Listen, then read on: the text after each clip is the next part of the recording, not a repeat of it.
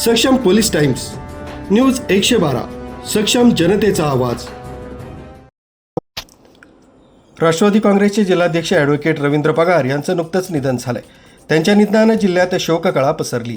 त्यांच्या स्मृतीप्रित्यर्थ देवळा इथं सोमवारी 9 तारखेला सकाळी 10 वाजता शेतकी संघाच्या सभागृहात शोक सभेचं आयोजन करण्यात आलं होतं। यावेळी उपस्थित मान्यवरांनी ॲडव्होकेट पगार यांच्या प्रतिमेस पुष्पहार अर्पण करून श्रद्धांजली वाहिली। जिल्ह्याच्या राजकारणात त्यांनी केलेलं योगदान, सर्वसामान्य जनतेसाठी केलेली कामं, तसंच त्यांच्या अभ्यासू व संयमी लोकाभिमुख नेतृत्वाचा उपस्थितांनी गौरव केला। त्यांच्या जाण्यानं पक्षासह संपूर्ण समाजाची मोठी हानी झाल्याची भावना यावेळी व्यक्त करण्यात आली।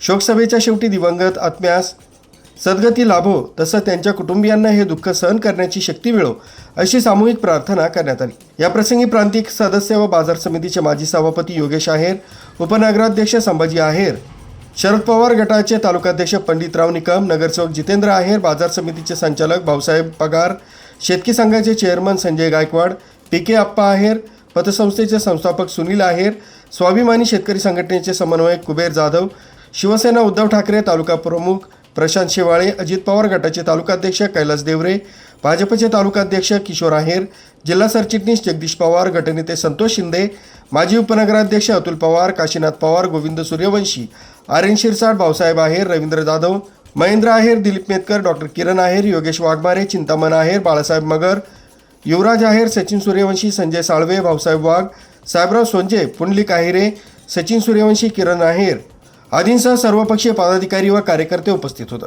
प्रास्ताविक बापूराव उंदळे यांनी केलं। न्यूज ब्युरो सक्षम पोलीस टाइम्स न्यूज 112 देवळा।